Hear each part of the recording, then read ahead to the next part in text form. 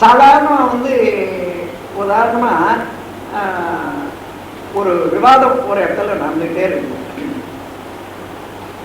கொல்லான் புலாலை மறுத்தானே கைகூப்பி எல்லா உயிரும் சொல்லும்.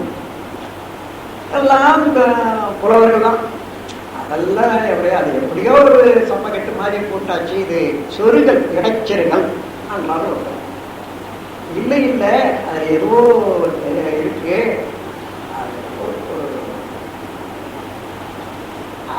மனிதனுடைய தன்மைக்காக ஒரு இதுவா சொன்னாரு, அவ்வளவுதான்.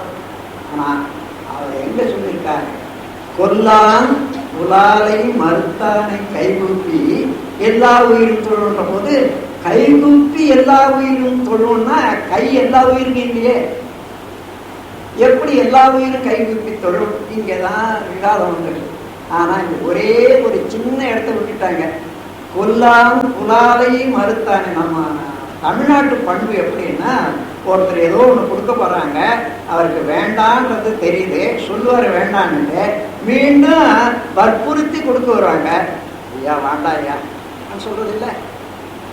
கைகூப்பி மறுத்தல் உறுதிப்பாடு. இனி அதை தொடரதே இல்லை, அதை வாங்குறதே இல்லைன்ற ஒரு பண்பாட்டை பொறுத்தவரைக்கு கொல்லான் அவன் கொல்ல மாட்டான்.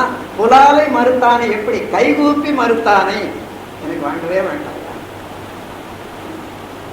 புலாலை கைகூப்பி மறுத்தானே எல்லா உயிரும் தொழும். எந்த உயிருக்கும் அவன் நண்பனாக மாறிட்டான் என்ற இதில் கொண்டு வந்துட்டா, அந்த ஒரு வார்த்தையை தூக்கி இந்த பக்கம் போட்டு பார்த்தீங்கன்னா கணக்கு சரியாயிடும். அது புரியத்தில்லை. நாம் போற வேகத்திலேயே போயிட்டே இருக்கோம்.